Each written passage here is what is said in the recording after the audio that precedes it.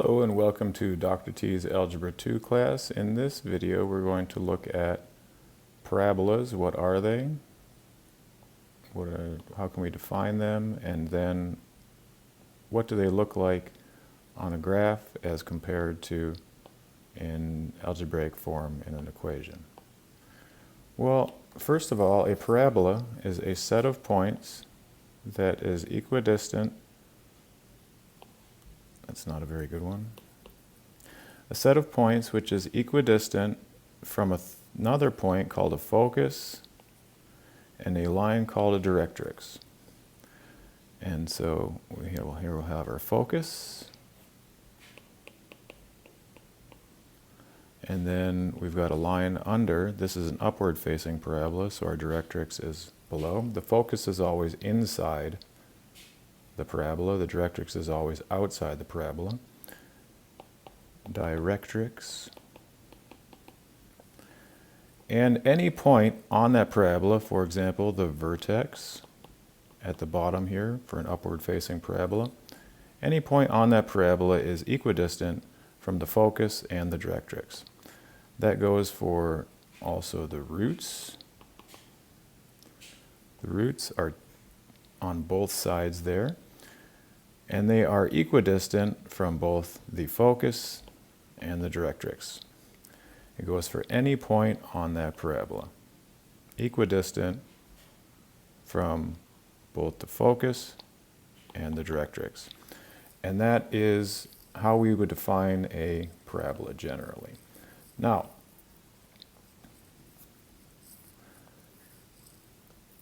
in algebraic form, we're working with three different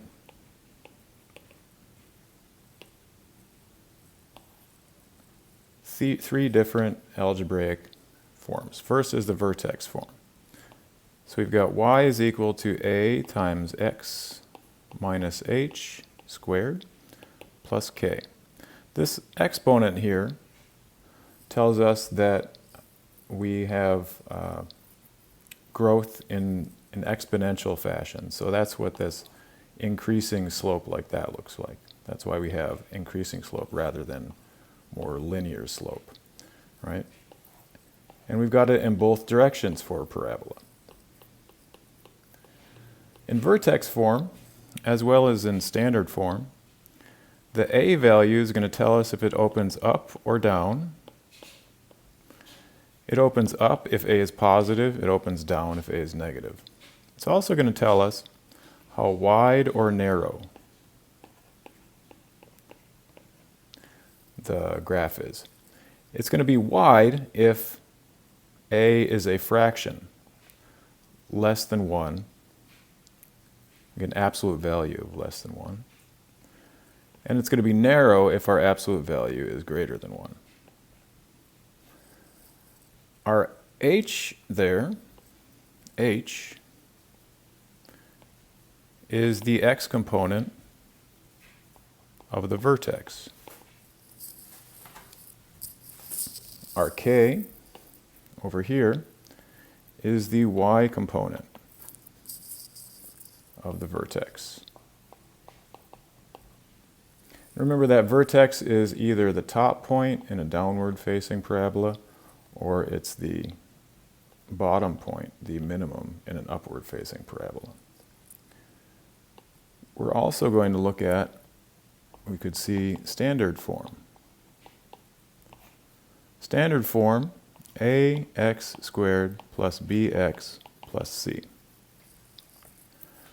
where a is still going to tell us if it's opening up or down and how wide the parabola is. C there, this is going to be our y-intercept.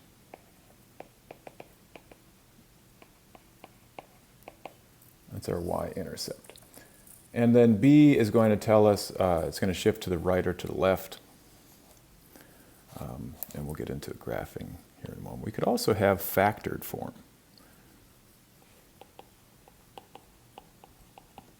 And factored form is basically just the same as standard form, but we are factoring that standard form to get x plus something and x plus something else here.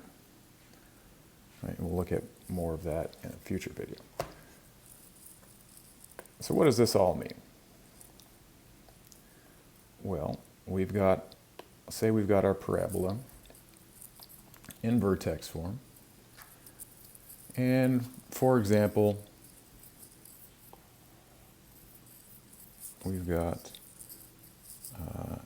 y is equal to x minus 5 quantity squared plus, let's just say, 2.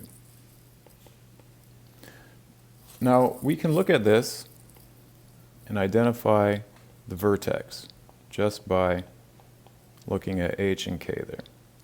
Now, the sign of the x component in the middle here is always going to be the opposite of the actual sign of the vertex. So our vertex here is 5, 2. So we can plot that point. Looks like it should be somewhere out here, 5, 2. And then there's not a whole lot more that we can discover about the graph. Other than that, we know it is, our a value is 1, it opens upward. And so we could start with our vertex and then draw a table. We know that we can plug in values to find y once we know x. We know that when x equals 5, y equals 2.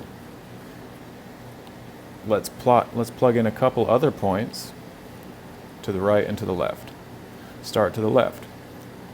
So we'll plug in 4 and 3. When we substitute 3 for x, we've got 3 minus 5 squared plus 2. 3 minus 5 is negative 2. Negative 2 squared is 4. 4 plus 2 is 6. And this follows that to the left of our vertex, it's greater, the y value is greater because we know that it's upward facing, so we should be increasing on the y. Next, 4 minus 5 squared plus 2. 4 minus 5 is negative 1. Negative 1 squared is 1. 1 plus 2 is 3. And again, it follows that if we are to the left of the vertex or to the right of the vertex, then our y value is going to be greater than that of the vertex. Now, one interesting thing about a parabola is that the points, if we move an equal number of points on the x, an equal number of units on the x-axis to the right or to the left, the y value is going to be the same. That's what a parabola is. These values here are always the same on the y.